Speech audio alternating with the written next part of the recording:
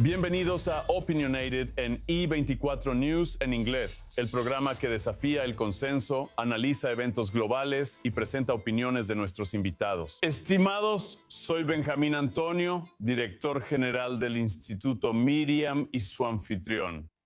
Hoy me alegra estar con el columnista de opinión del New York Times, Bret Stephens. Su reciente discurso sobre el estado del pueblo judío desafió a los oyentes a analizar cómo responder a la dura realidad. Eso, como él lo expresó, nosotros, el pueblo judío, tenemos el honor de ser odiados. Después me acompañará en el estudio Dan Perry, ex jefe de AP para Medio Oriente, Europa y África, para charlar sobre uno o dos de los temas del día aquí en Israel. Y con eso me complace dar la bienvenida a Bret Stephens. Me da gusto verte de nuevo, Ben.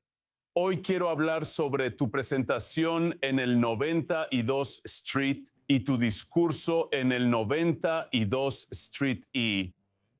Y ahí mencionaste muy claramente que crees que tenemos el honor de ser odiados. Y quería empezar preguntándote, ¿hubo algún momento en particular, ya que hemos visto este aumento constante y alarmante del odio hacia los judíos? ¿Qué te hizo darte cuenta de que todos nosotros, todos los colectivos, todas las diferentes ramas de la diáspora y los judíos israelíes, tenemos el singular honor de ser odiados? De hecho, se me ocurrió el 8 de octubre cuando presencié como periodista una manifestación en Times Square. Básicamente aplaudiendo el asesinato masivo del día anterior y la gente en la manifestación. Todo me pareció gente que probablemente tenía títulos avanzados en humanidades y tenían una expresión de éxtasis en sus rostros. Y entonces sentí que esencialmente una constelación de personas despreciables de los pérfidos, lo que llamé en mi discurso los pérfidos, los despóticos, los hipócritas, los cínicos y los desquiciados. Estaban entusiasmados con el asesinato masivo de judíos, y creo que ahí fue donde germinó la idea en mí. Y entonces, una de las cosas que prescribiste varias cosas, pero había un hilo conductor, que era ese. El pueblo judío debería dejar de preocuparse y comenzar a construir sus propias instituciones ahora. Netanyahu fue duramente criticado en Israel. Probablemente recordarás que dio un discurso en el que mencionó la idea de que Israel necesita convertirse en una nación espartana, una nación que esencialmente se sostiene por sí misma. Quería preguntarte cómo diferenciarías tus propuestas de eso. En otras palabras, que los judíos fortalezcan sus instituciones, incluyendo los medios de comunicación. Me encantaría escuchar más sobre cómo crees que pueden lograr eso. Los medios judíos, la prensa judía, pero sin caer en el error de volverse aislados y cerrados. Y que no eliminen ese aspecto maravilloso de ser parte del pueblo judío, es decir, brindar un comentario social sólido afuera, más allá de los muros de la comunidad judía. Bueno, según recuerdo el comentario del primer ministro, él lo dijo de manera un poco más amplia y la cita sobre Esparta fue sacada de contexto. Pienso que hoy en día decenas, si no es que cientos de millones de dólares en el mundo judío están dedicados a lo que considero una tarea esencialmente inútil, que es combatir el antisemitismo. La gente simpatiza o no con los judíos y creo que la lucha contra el antisemitismo rara vez hace una diferencia. Creo que lo que el pueblo judío puede hacer es básicamente replicar lo que ha hecho el Estado de Israel, que es depender de sus propios recursos. Construir su propia identidad, crear un sentido de orgullo y significado y convertir la judaicidad en un eje de identidad, afiliación y pasión. Una diferencia actual entre Israel y la comunidad judía estadounidense es esta. Quiero decir, Israel es el gran centro de creatividad, resiliencia y orgullo judío. Es como el sol en cuanto a lo que significa la vida judía. Aquí en Estados Unidos enfrentamos una situación muy diferente en la que demasiados jóvenes judíos, especialmente jóvenes judíos estadounidenses, van a lugares como Columbia. Veo en tu pantalla imágenes de protestas en campus. Tienen un sentido muy débil de lo que representa su identidad judía, aparte de que los judíos fueron victimizados en el Holocausto. Y cuando no tienes una idea positiva de lo que debería ser la vida judía, no sorprende que bases tu identidad en sentirte víctima. El propósito de la vida judía no es replicar una historia de victimización, es terminar con una historia de victimización. Por eso los judíos deben buscar una visión más positiva de la vida judía. Te doy un ejemplo, Ben. La gran mayoría de los padres judíos no envían a sus hijos a escuelas diurnas judías porque la mayoría de estas escuelas son inaccesibles económicamente y no están fácilmente disponibles.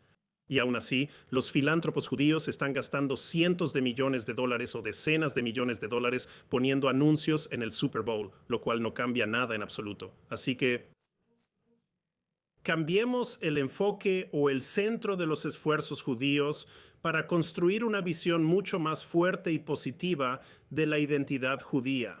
Aparte de Tikkun Olam y la lista de Schindler.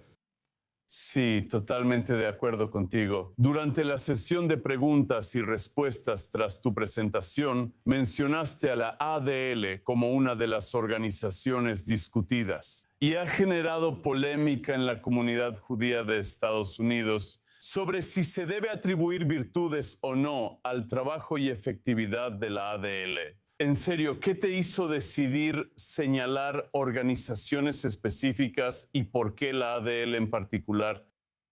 Bueno, eso surgió de manera algo circunstancial. Tras mi charla hubo preguntas y respuestas con el rabino David Inber, quien preguntó, ¿qué harías con organizaciones como la ADL?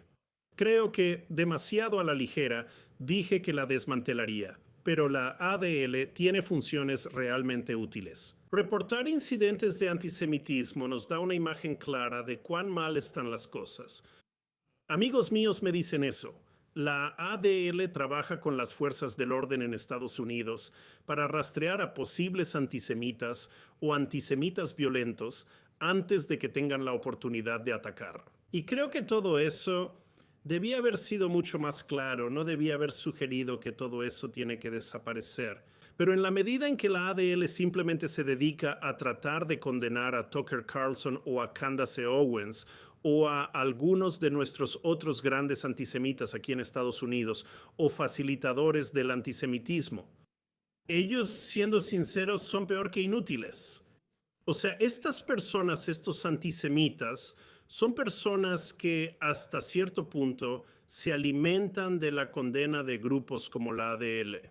No creo que realmente esté sirviendo para fomentar la vida judía próspera aquí en Estados Unidos. Construyan escuelas y campamentos de verano, manden a los adolescentes judíos a Israel, denles sentido e involúcrenlos en debates nacionales.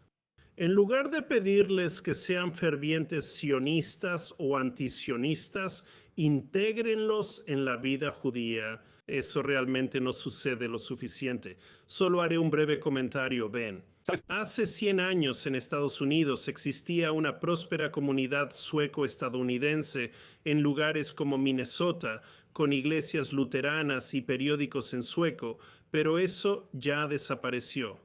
Si la comunidad judía estadounidense no tiene cuidado, ese podría ser también su destino en Estados Unidos, salvo para los más ortodoxos. Sería una tragedia para los judíos y para Estados Unidos, así que debemos cambiar el rumbo para evitar ese futuro. Hermano, quiero hacerte dos preguntas, si me lo permites. La primera es, desde 2007, después de dar conferencias en innumerables universidades en Estados Unidos, advertí dentro del establecimiento judío estadounidense que crecía el odio hacia los judíos en los campus y que 15 años después de ese entonces, esas personas que eran activistas en los campus serían los funcionarios electos, estarían en los medios de comunicación, serían los líderes de opinión. Muy pocas personas reconocieron el peligro sobre el que yo estaba advirtiendo abiertamente. De manera constante, y creo que esos 15 años son ahora, es hoy. Y digo que el estudiante del que hablas es Zoran Mamdani. En ese momento era estudiante de licenciatura en Bowdoin College o de preparatoria. Precisamente es exactamente emblemático de lo que estaba advirtiendo y es el ejemplo paradigmático de ello. Entonces, lo que quiero saber es que al mismo tiempo me estaba reuniendo con personas en Yad Vashem. La Liga Antidifamación estaba haciendo algo similar, ya que decían, miren, la amenaza para la comunidad judía estadounidense en sí misma realmente está disminuyendo.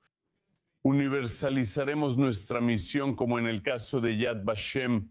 Un vigilante de genocidios, informes sobre genocidios en cualquier lugar y en todas partes, no exclusivamente sobre el genocidio contra los judíos durante el Holocausto. Para la Liga Antidifamación pasó a ser vigilante contra el odio en general, no solo para judíos. Ellos ignoraban las amenazas que venían. ¿Crees que el establecimiento judío en Estados Unidos, incluidas las organizaciones mencionadas, responderá a este momento? Diste una advertencia clara y una solución. ¿Crees que responderán? Bueno, veamos. La Liga Antidifamación ha avanzado positivamente, ya que ya no se enfoca tanto en una misión universalista. Y bajo Jonathan Greenblatt, ha vuelto a su misión original de combatir el antisemitismo, no todo tipo de odio, donde el antisemitismo solo era uno más. Componente. Pero el problema aquí no es solo el aumento del antisemitismo. Nuestro problema es el surgimiento de ideas que llamo adyacentes al antisemitismo, ¿verdad? Así que si crees en la interseccionalidad, eso no es, en sí mismo, una idea antisemita, pero tiende casi inexorablemente a llevar a conclusiones antisemitas. Si crees en esta idea llamada privilegio y que el privilegio es algo malo y la idea de privilegio sustituye la noción anticuada del éxito estadounidense, vas a descubrir que vas a terminar acercándote al antisemitismo simplemente porque la comunidad judía ha tenido mucho éxito aquí en Estados Unidos. Así que la lucha que tiene que darse es realmente en el contexto de las guerras culturales más amplias. El pueblo judío destaca al ser excelentes en cada aspecto de la vida judía y hacer lo propio. Cito al gran compositor judío Felipe Glass, quien dice, ¿sabes? Cuando no hay espacio, cuando no hay lugar en la mesa, construye tu propia mesa. E Israel es el gran ejemplo de un pueblo judío que construyó su propia mesa. Debo señalar eso para mí, el hecho más asombroso de los últimos 2 años y medio, en los que Israel no solo está sujeto a la guerra en tantos frentes, sino también a tanta calumnia en todo el mundo, es ver cómo la economía israelí sigue prosperando, ver cómo las empresas siguen llegando para comprar unicornios israelíes y startups, y ver cómo la bolsa de valores de Tel Aviv alcanza alturas sin precedentes. Es porque el país decide por sí mismo, sin importar la opinión mundial. Y no está buscando el amor del mundo y cada vez le importa menos el odio del mundo. Y creo que eso tiene mucho que ver con algunas de las buenas decisiones que han podido tomar allá en Jerusalén y Tel Aviv. Esas decisiones no dependen de si Israel o los judíos ganan un concurso de popularidad. Bueno, Brad Stevens, muchas gracias. Esperemos que tus recomendaciones sean tomadas en cuenta y esperemos que sea a tiempo. La próxima vez que haya un candidato antisemita para la alcaldía de Nueva York, que el 33% de los judíos no lo apoyen por error, siempre aprecio hablar contigo. Gracias por resaltar el cambio de mentalidad que la comunidad judía estadounidense debe adoptar. Es para nuestro beneficio y espero que sigas participando en Opinionated. Gracias. Sería un placer, gracias.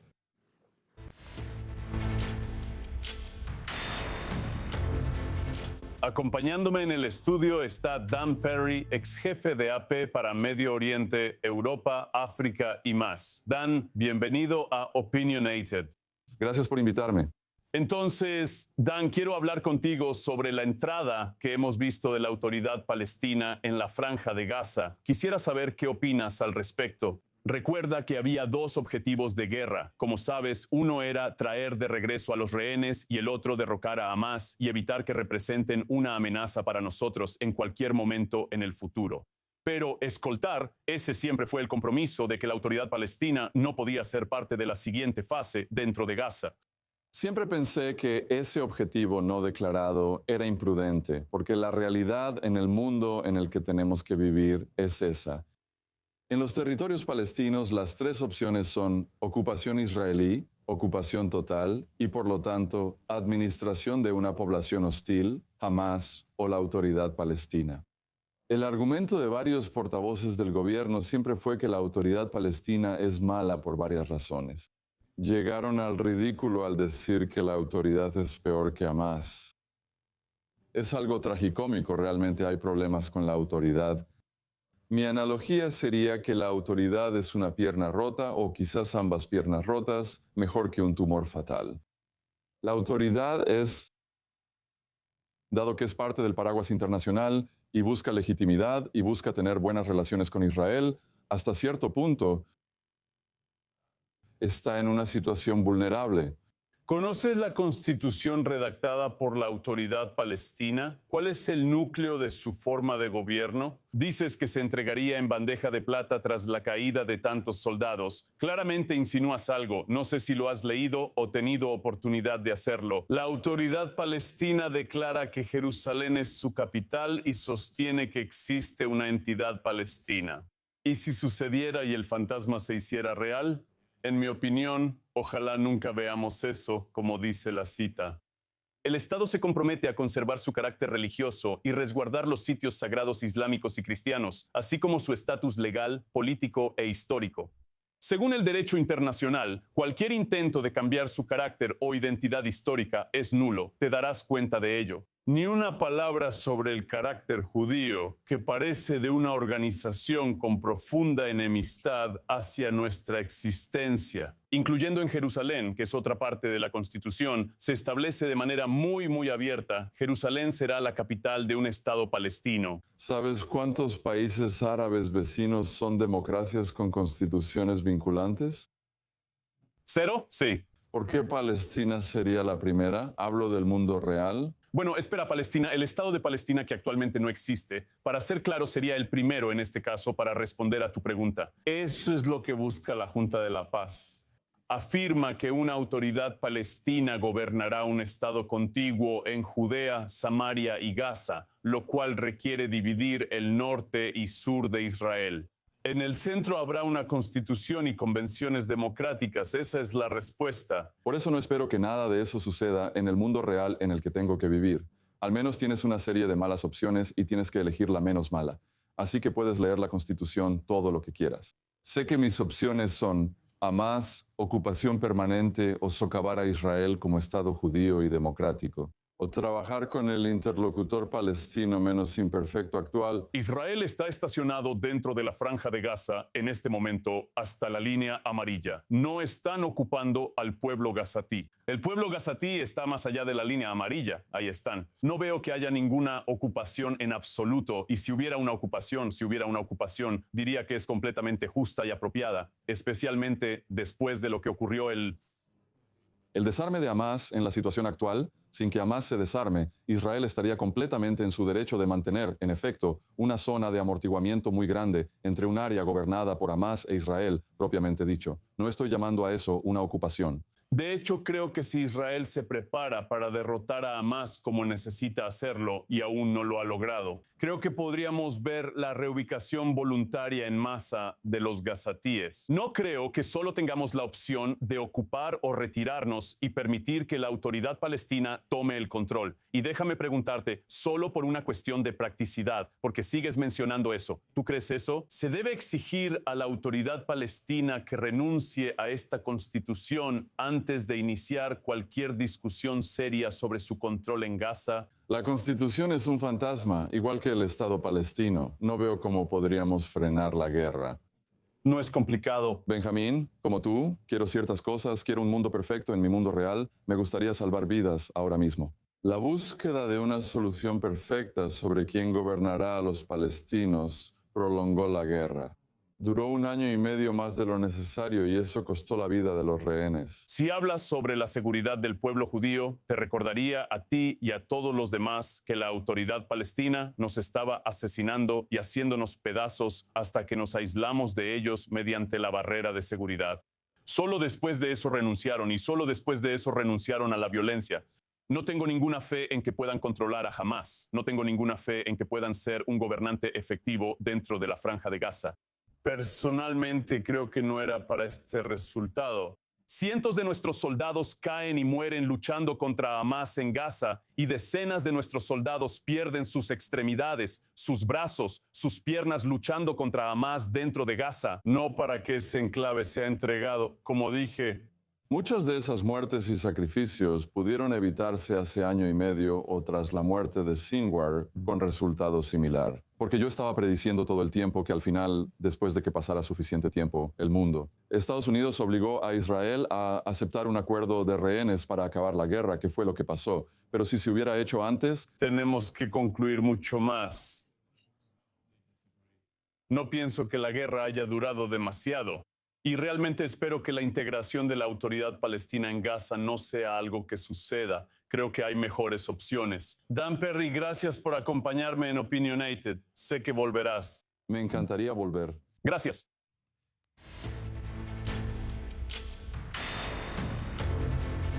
No.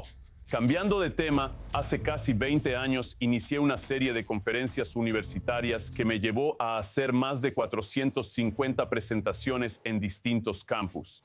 Me encontré con estudiantes y profesores anti-Israel por igual que se oponían enérgicamente a la mera existencia de Israel. Así inicié mi advertencia a las comunidades judías estadounidenses sobre el rápido aumento del odio antijudío que envenenaba el ambiente académico en Estados Unidos. Les pedí que reconocieran esa cita. Los estudiantes actuales serán quienes formulen políticas y sean líderes de opinión y funcionarios electos en 10 a 15 años. Son educados en entornos hostiles hacia Israel e incluso hacia los judíos. Fin de la cita. Zoran Mamdani es uno de esos antiguos estudiantes. Y esos 10 a 20 años después de los que hablé en ese entonces, bueno, precisamente ahí es donde estamos hoy. Pero también reconozco otra cosa, la conexión irrefutable entre un Israel fuerte y una diáspora judía segura. A los antisemitas les frustró ver que mientras Israel esté seguro, no lograrán su objetivo. Los judíos de la diáspora nunca estarían tan desamparados ni sin lugar como sus perseguidores requieren. Como aprendí en los campus, el odio hacia la judería de la diáspora existía mucho antes del 7 de octubre, pero estaba latente, solo esperando para abalanzarse y devorar, o al menos debilitar la vida judía en la diáspora como la conocemos ahora después del 7 de octubre.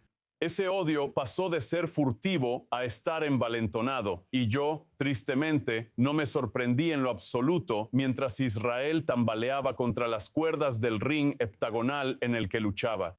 Los antisemitas pensaron que si el Estado judío podía ser destruido, tal vez el pueblo judío también sería vulnerable a lo mismo. Aprovechando la difícil situación de Israel, acosaron a estudiantes judíos, incendiaron sinagogas, asesinaron feligreses y nos difamaron ante la opinión pública. Nos atacaron cuando éramos débiles y vulnerables, y en ese sentido eran exactamente como Amalek. Ya se abalanzaron como hienas y dieron un festín con importantes convenciones de la vida judía en la diáspora.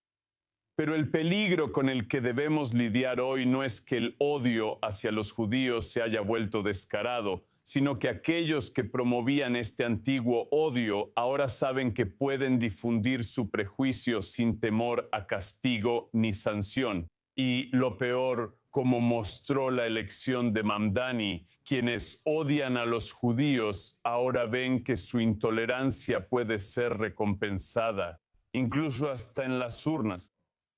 Ahora, liberados como están hoy de cualquier norma social, no podemos anticipar hasta dónde llegarán estos depredadores. Lo que me lleva de regreso a eso, el hilo conductor entre lo que sucede en Israel y lo que ocurre en todo el mundo judío. Hay una carta que Israel debería jugar de inmediato para frenar la calumnia de los que odian a Sión en todo el mundo. Independientemente de los esfuerzos de cualquier junta de paz, Israel debe ganar de manera concluyente la misma guerra que desató estos horrores, y esa guerra aún está lejos de ganarse.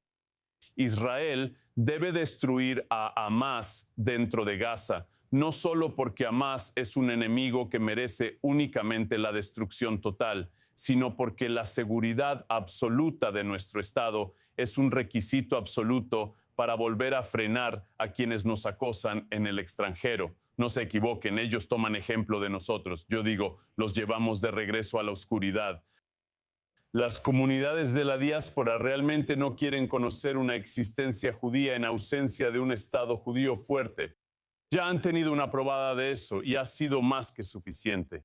Será mejor que sigamos adelante hacia la victoria y eso concluye este episodio del programa. Acompáñame la próxima semana para más opiniones.